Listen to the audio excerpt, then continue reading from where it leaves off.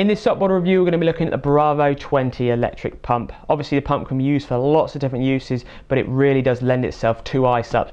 We're going to give it a going over and see how many boards it can inflate on one charge as well.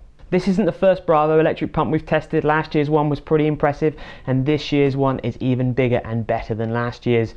The specifications for this pump: it can pump 125 litres a minute, it has a max pressure of 22 psi, it weighs 3.5 kilograms, and it can inflate and deflate. And the retail price is €250. So first off, let's have a look at what comes with the pump. Looking at the bag, you get a well-made bag that is quite a hard sort of surround that keeps its shape, so the pump all fits in there really nicely. You can use the pump in the bag quite easily, but you will have to remove the nozzle to pack it up.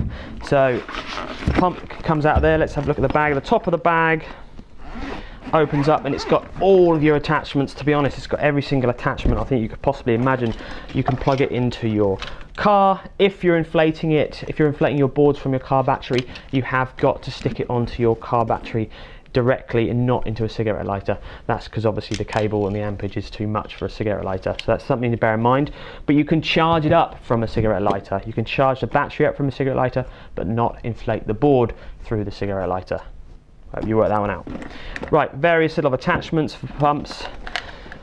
Adapter, you can plug it in 110 volt or 240 volts, so America, European, it comes with an American plug, comes with a European plug, and there's a cigarette lighter charger for charging the battery.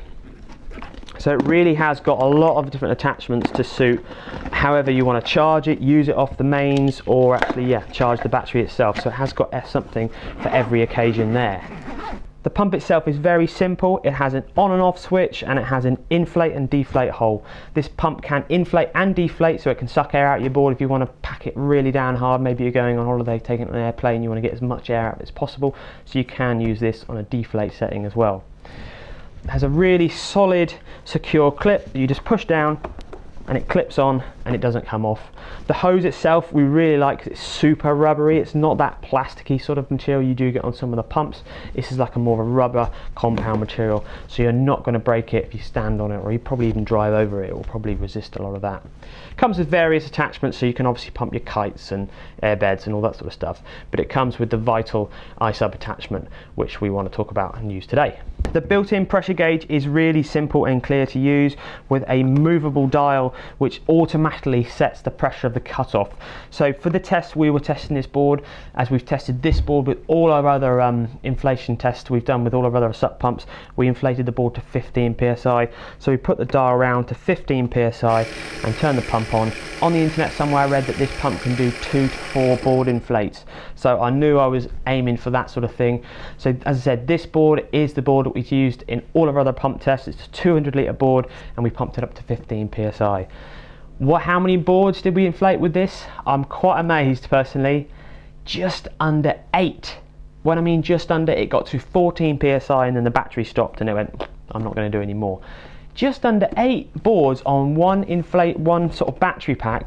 That is pretty good. I think the one we had last year, the one we did before, was doing about 5. So really, we're really impressed with the amount of battery. Charging wise, we just left it overnight. It has a nice sort of light system up the top here. You see it's green when it's fully charged and happy, orange when it's running out of battery, and red when it's flat. And also when you're charging it up, it goes through those cycles until you see it's green and fully charged. So that's a really nice little feature too. So just under 8 boards. Okay, this is a 200 litre board. It's not a 290, 300 litre board like some of your boards you've got, but it's going to get a lot of inflates on one charge, which is a really good thing. So it's definitely something you can leave on the back of the car. Maybe if you're supping once a week, it's going to get you through a month of uses quite happily going out in the water. So it really is going to speed things up no end. Speed wise, it came in about 3.5 minutes to pump a 200 litre board up, which is pretty quick, to be honest. You're putting a lot of pressure in a board like this, up to 15 psi, so still that's enough time for you to get your wetsuit on, get your stuff out the car, put the fin in, lock everything away and get ready to go paddling. Other good thing about the pump is because it's got a rubber sort of base that's off the base here, when you put it on the concrete or in the bag, it's actually not that noisy. It actually has a much quieter sort of vibrating noise than other pumps that we've tested. So pros and cons and value for money. Well, the pump does exactly what we want it to do. In fact, it does more than what we want it to do. Really well made. Hose is really nice, really soft rubber.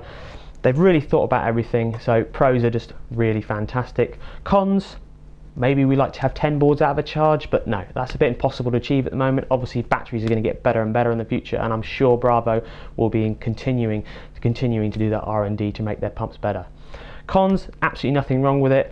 Maybe it's a bit expensive, but it's out there with good value, I would have said, for what and the technology it has involved in this bit of machinery.